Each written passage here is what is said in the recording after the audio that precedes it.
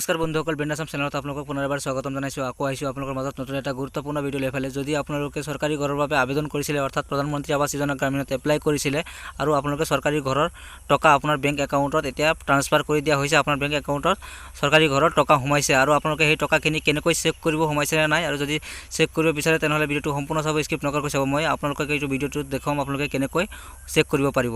তো বলক আৰম্ভ কৰোঁ।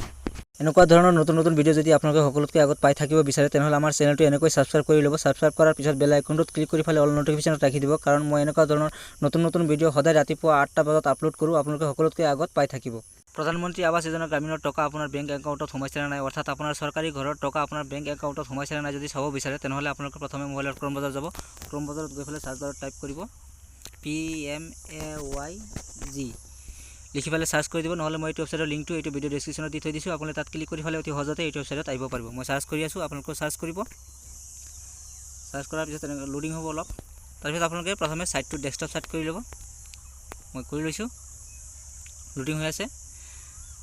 তাৰপিছত ইয়াতে আপোনাৰ সন্মুখত যদি এনেকুৱা ধৰণৰ এৰো আহে, এৰোটো আপোনালোকে কেঞ্চেল কৰি ল'ব। মই কেঞ্চেল কৰি লৈছোঁ। কেঞ্চেল কৰাৰ পিছত আপোনালোকে কি কৰিব চাওক, ইয়াতে প্ৰথমে কি দেখুৱাইছে, ইয়াতে এবাউট আছ, তাৰপিছত আপোনাৰ ইয়াতে আৱাজ শ্বপ, তাৰপিছত ইয়াতে ডকুমেণ্টছ গাইডলাইন্স, তাৰপিছত ইয়াতে আছে ষ্টক হোল্ডাৰ্ছ। আপোনালোকে ইয়াতে ক্লিক কৰিব।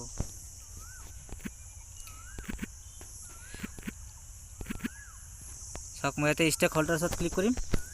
ক্লিক কৰাৰ পিছত ইয়াতে চাওক আছে IAY PMAYG বেনিফিচিয়াৰী, আপোনালোকে ইয়াতে ক্লিক কৰিব। মই ক্লিক কৰি দিছোঁ।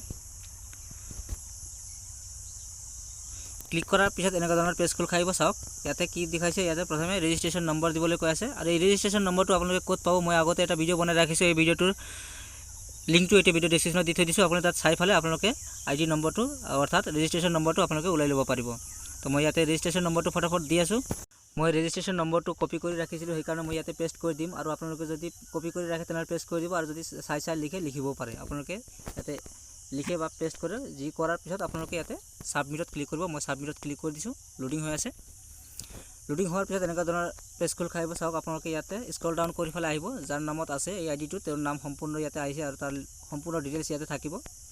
চাওক ইয়াতে ডেট অফ বাৰ্থ আছে, আৰু ইয়াতে বেংকৰ একাউণ্ট নম্বৰ হাইড কৰা আছে, ব্ৰাঞ্চ নাম আছে, IFSC কোড আছে। তাৰপিছত ইয়াতে ID নম্বৰটো ইয়াতে দেখুৱাই দিছে। তাৰপিছত আপোনালোকে স্ক্ৰল ডাউন কৰি পেলাই আহিব। ইয়াতে চাওক দুটা ইনষ্টলমেণ্ট পাইছে। ইয়াতে চাওক 32,500 টকা পাইছে, এইটো 2/2/2021 পাইছে। তাৰপিছত ইয়াতে টোটেল মিলাই পেলাই ইয়াতে 48,750 টকা হৈছে। এইটো টকা, বাকী টকাখিনি সোমাইছে 23 তাৰিখ 4 মাহ 2021। আৰু এনেকৈ আপোনালোকেও চেক কৰিব পাৰিব। আপোনাৰো মই আশা কৰোঁ আপোনাৰ ঘৰৰ টকাও আপোনাৰ বেংক একাউণ্টত সোমাইছে, যিহেতু এতিয়া সকলোৰে সোমাই আছে।